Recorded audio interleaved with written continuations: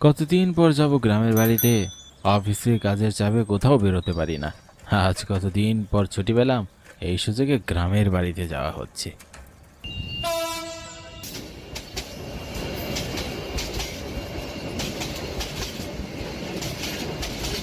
আহ, ভাবতেই মনটা ফুরফুরে লাগছে। কতদিন পর গ্রামের বাড়ি যাচ্ছি। গ্রামের খোলা মাঠ, মুক্ত হাওয়া, সবুজের ছোঁয়া দেখতে পাবো। আমি বাড়িতে আসছি এ কথা তো কাউকেই জানাতে পারলাম না। মা তো মোবাইল ফোন ব্যবহারও করে না। মা তো আমাকে হঠাৎ করে দেখে একদমই চমকে যাবে। না জানিয়ে যাচ্ছি, এটাই অনেক মজা হবে। ট্রেনে তো কয়েক ঘন্টায় বসে থাকতে হবে। আমার তো চোখে ঘুমও চলে আসছে। একটু ঘুমিয়ে নেই, স্টেশনে আসলে নেমে যাব।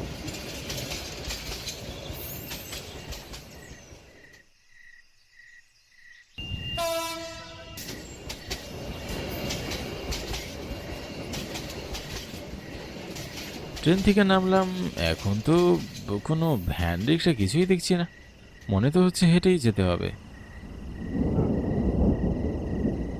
আকাশ তো কালো মেঘে ঢেকে গেছে, মনে হচ্ছে বৃষ্টি আসবে। যাক, হেঁটেই যাওয়া শুরু করি। স্টেশন থেকে অনেক দূরেই তো আমাদের গ্রাম। এত পথ হেঁটে যেতে হবে আমাকে। আকাশের অবস্থাও ভালো না, বিদ্যুৎ চমকাচ্ছে আর মেঘও ডাকছে ঝরে ঝরে। মনে হচ্ছে অতি শীঘ্রই বৃষ্টি নামবে।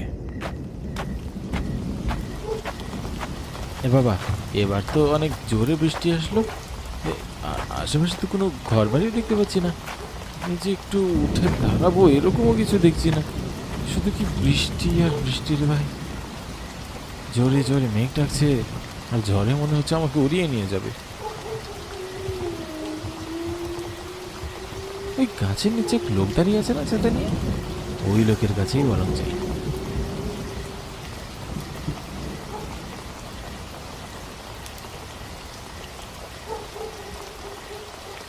কাকা বাবু, আপনার সঙ্গে দেখা হয়ে ভালোই হলো। আমার একটা সঙ্গীও হলো। এতক্ষণ রাস্তায় একা হাঁটছিলাম, গ্রামের একজনকে পেয়ে ভালোই হলো। কিন্তু আপনি এই ঝড় বৃষ্টির রাতে এখানে কি করছেন? আমি না হয় শহর থেকে আসার পথে রিক্সা ভ্যান পাইনি, কিন্তু আপনি এখানে, আর এর মধ্যে ঝড় বৃষ্টি শুরু হয়ে গেল। বাবু, মনে হয় শহর থেকে আসিছেন। মনে হয় অনেক দূরের গ্রামে যাবেন। সামনে জঙ্গল পার হলে আমার বাড়ি। আপনি আমার বাড়িতে মেহমান হয়ে থাকতে পারেন এই জ্বরের রাতে। কাকাবাবু, এই ঝড়ের রাতে একটু থাকার জায়গা পেলে তো ভালোই হয়। সেই সকালে বেরিয়েছি বাসা থেকে, তো এখনো পর্যন্ত তো সেখানে যেতে পারলাম না। এই তো মাঝ রাস্তায় ঝড় বৃষ্টি ধরলো। মনে হচ্ছে আজ আর বৃষ্টি থামবে না। তাহলে কাকাবাবু, আপনার অসুবিধা না হলে চলুন আপনার বাড়ি যাই। কাকাবাবু, এত জঙ্গলের মধ্যে আপনার বাড়ি? মনে হচ্ছে খুব নির্জন জায়গায়। বাবু, এই জঙ্গল পার হলেই আমার বাড়ি, একটু গেলেই আমার বাড়ি। আপনি তো আজ আমার বাড়িরই মেহমান।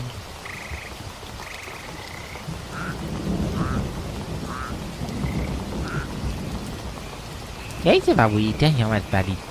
এই ছোট্ট বাড়িটাই আমার। এই বাড়িতে আমি আর আমার মেয়ে থাকি। চলুন ঘরে গিয়ে এই জ্বরের রাতে আপনি আমার মেহমান, শুধু আপ্যায়ন করতেই হবে। আরে না কাকাবাবু, আপ্যায়ন করা লাগবে না। এই ঝড় বৃষ্টির রাতে যে আপনি আমাকে থাকতে দিয়েছেন, এই অনেক।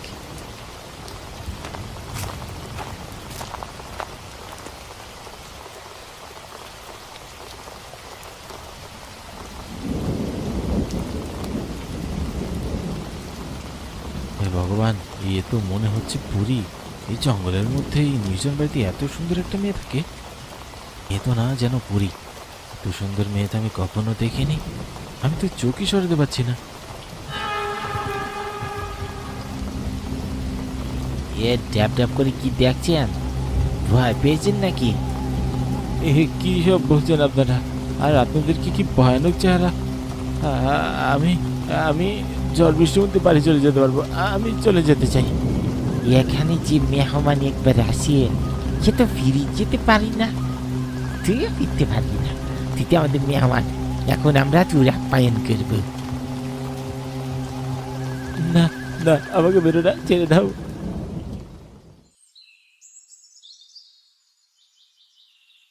কি সুন্দর ঠান্ডা মাথায় প্ল্যানটা করলাম আমরা, বল।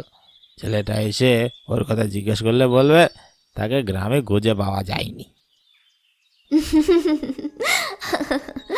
তোমার মাথায় সে এত বুদ্ধি, এত সুন্দর করে ঠান্ডা মাথায় প্ল্যানটা করলে, ছেলেটাকে বুদ্ধি খাটিয়ে শহরে পাঠিয়ে দিলে।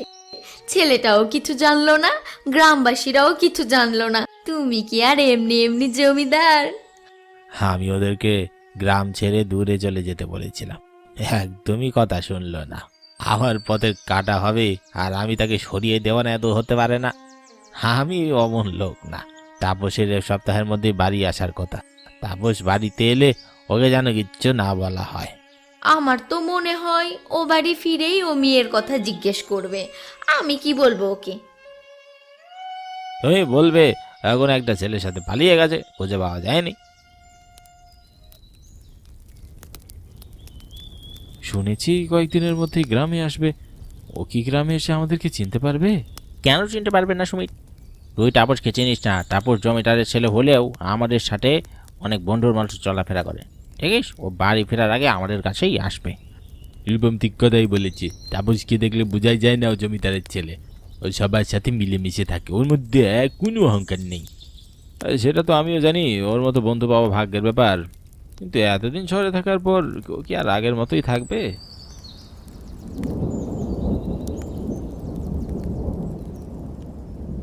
এই আকাশের অবস্থাটা ভালো না, দেখছিস না মেঘ করছে। আমার আর রাডির বাড়ি তো একই দিকে, আমরা দুজন তাহলে একসাথেই যাই। আর সুমিত, আমাদের গ্রাম থেকে তোর গ্রামটা একটু দূরে, তুই পা চালিয়ে যা। তোকে তো একা যেতে হবে, যা। বৃষ্টি আসার সম্ভাবনা আছে, দ্রুত যা।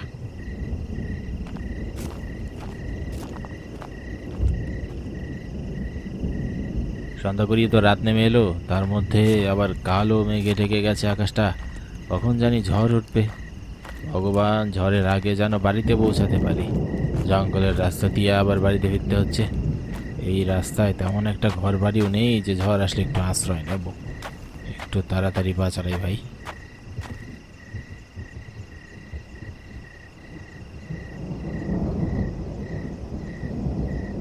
ওগো, মনে হচ্ছে ঝড় বৃষ্টি শুরু হবে।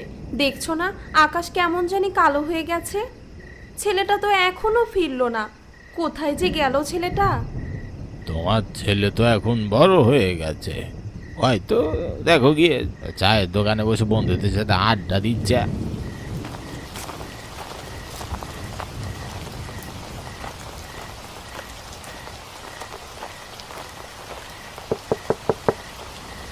কেউ আছেন বাড়িতে? দরজাটা খুলুন না। আমি এই ঝড় বৃষ্টির মধ্যে একটু বিপদে পড়েছি, একটু আশ্রয় দেবেন আমাকে? আমি জানি তুমি এখানে কেন এসেছ। আমার এই গুড়ে ঘরে মেহমান হতে, তাই না? এইরকম ঝড় বৃষ্টির সাথে কোনো না কোনো মেহমান তো আমার করে এমনি আসছে। কাকা বাবু, এই পাশের গ্রামে আমার বাড়ি। বাড়ি ফেরার পথে ঝড় বৃষ্টির মধ্যে পড়ি, তো এখানে একটু আশ্রয় নিতে চলে এলাম। ঝড় বৃষ্টি থেমে গেলে চলে যাব। এই ঝড়ের রাতে যে মেহমান দরজায় আসে, তাকে আমি আশ্রয় দিই। তুমিও ভিতরে এসে।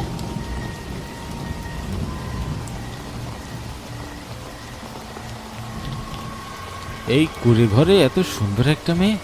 মেয়ে তো না, যেন আকাশ থেকে নেমে আসা এক পরী। মেয়েটির রূপের ঝলকে মনে হচ্ছে পুরো ঘর আলোকিত হয়ে গেছে। কি চেহারা তোমাদের! তোমাদের তো একটু আগেই খুব ভালো দেখলাম, এখন কেন তোমাদের শরীর চোখগুলো লাল লাল লাগছে? আমাকে ছেড়ে দাও, আমাকে যেতে দাও। আমি আমি কিছু করিনি, আমি আর আশ্রয় নিব না এখানে। না বাবু, এমন কথা বললি তো হবে না। তুমি তো আমাদের এই ঝড়ের রাত্রির মেহমান হয়ে গেছো। এখন তো তুমি আমাদের চিরে দিনের মেহমান হয়ে যাবে। এখান থেকে আর ফিরতে পারবে না।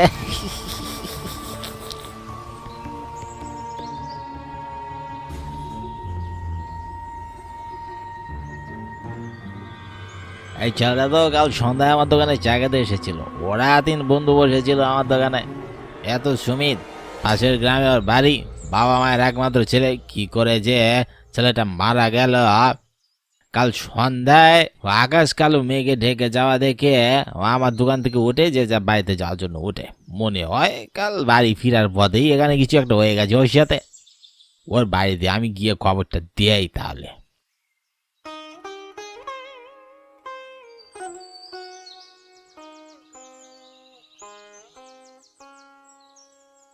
ও দীনেশ কাকা বাড়ি দিয়ে আছেন, একটু বাইরে বেরোন দেখি না।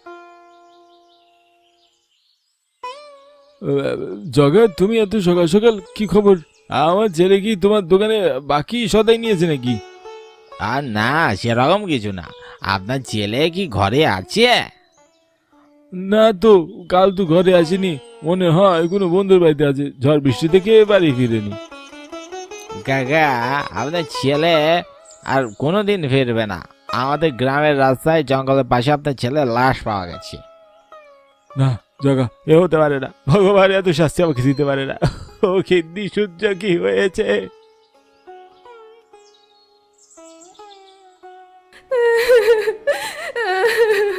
ও ভগবান, এটা তুমি কি করলে?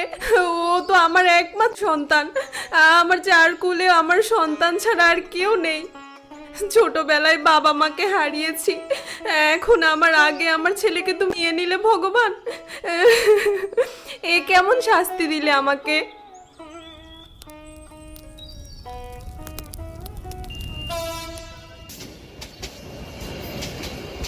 আজ কতদিন পরে আমি বাড়ি ফিরছি, কি যে আনন্দ লাগছে। কতদিন পর আমার বন্ধুদের সাথে দেখা হবে, বাবা মার সঙ্গে দেখা হবে। আজ তো আমি বাড়ি ফিরতেই রাত করে ফেলবো। কাল সকালে আমি পূজার সাথে দেখা করব। পূজা আমাকে কথা দিয়েছিল আমার জন্য অপেক্ষা করবে।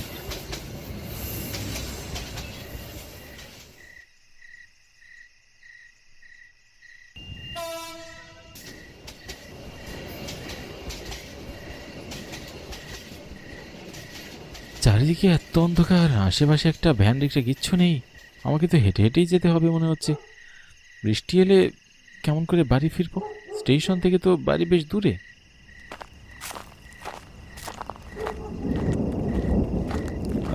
হঠাৎ করেই যে আকাশে মেঘ করবে এটা তো বুঝতে পারিনি। মনে তো হচ্ছে খুব জোরে বৃষ্টি নামবে।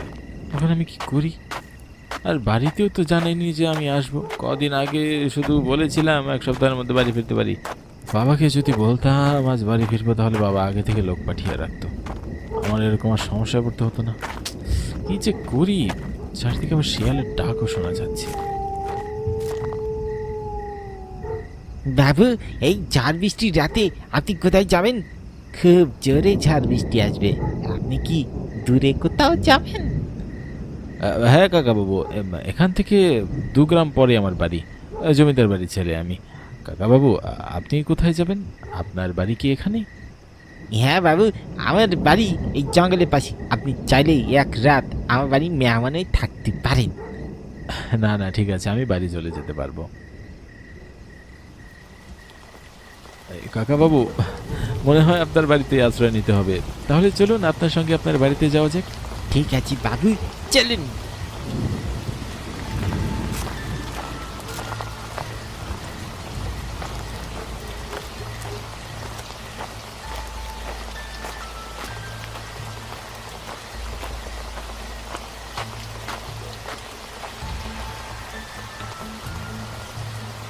পূজা, তুমি এখানে?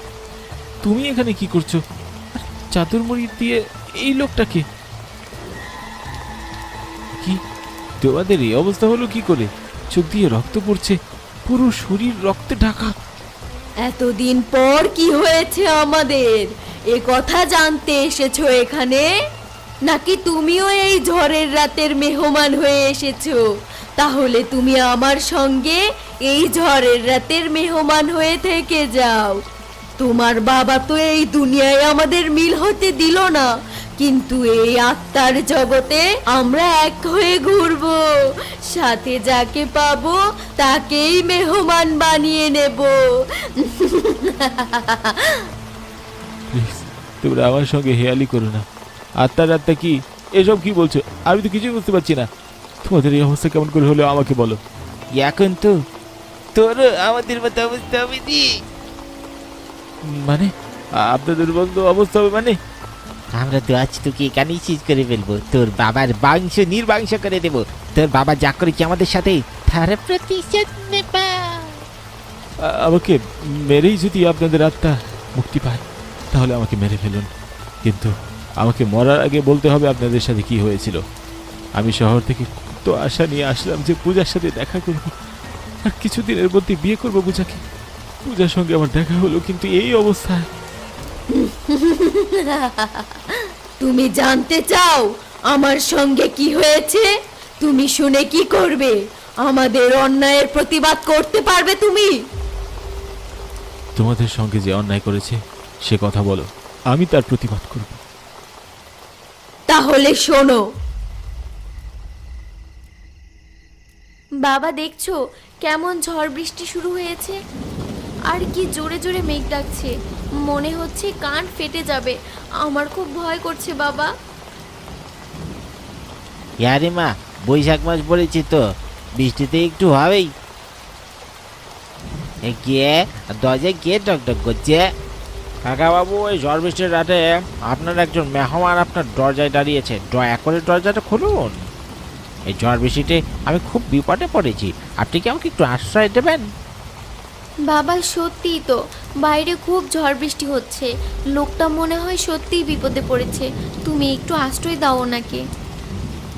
চিনি না, জানি না, তুই জমিতি, তুই গাড়ি থাক, আমি জাগে থাকি কেমন করে আশ্রয় দেই। আর লোকটা কি সত্যি বিপদে পড়েছে নাকি অন্য কিছু? বাবা, দেখছো তো বাইরে ঝড় বৃষ্টি হচ্ছে। ঝড় বৃষ্টিতে হয়তো যেতে পারছে না, তাই আমাদের বাড়িতে আশ্রয় চাচ্ছে। তুমি একটু লোকটাকে আশ্রয় দাও বাবা।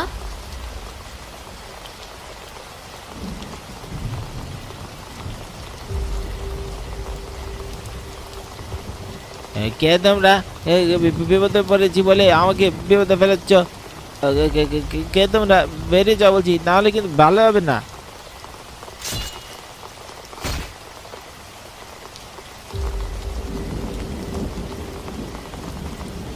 কে কোথায় আছো? বাঁচাও, বাঁচাও আমাদের! ওরা আমার বাবাকে মেরে ফেললো, বাঁচাও!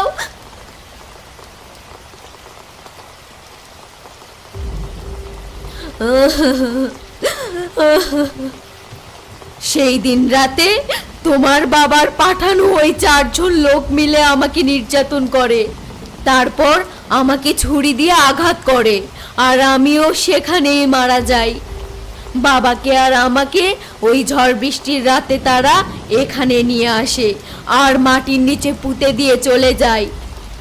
এখন তুমিই বলো, তোমার বাবা আমার সঙ্গে যা করেছে সেটা কি ঠিক করেছে? আমার বাবা তোমাদের সঙ্গে ঠিক করেনি, আমার সঙ্গেও ঠিক করেনি। তোমাদের সঙ্গে যেমন অন্যায় করেছে সে অন্যায় আমার সাথেও করেছে। ওনার তো মারাত্মক শাস্তি হওয়া দরকার। কি শাস্তি হলে তুমি খুশি হবে? আমি সেই শাস্তির ব্যবস্থা করব। আমার বাবা আমাকেও মিথ্যা আশ্বাস দিয়ে শহরে পাঠিয়েছে, আর এর আড়ালে এত কিছু করেছে আমি কখনো স্বপ্নেও ভাবতে পারিনি। তোমার বাবার আসল রূপ পুরো গ্রামের মানুষের সামনে তুলে ধরতে চাই। গ্রামের মানুষ সহ তোমার বাবাকে আমার সামনে এনে দিতে হবে, তাহলেই আমাদের আত্মার শান্তি পাবে। আমি চাই গ্রামের মানুষ এসব জানুক, আর তারাই তোমার বাবাকে পিটিয়ে মেরে ফেলুক।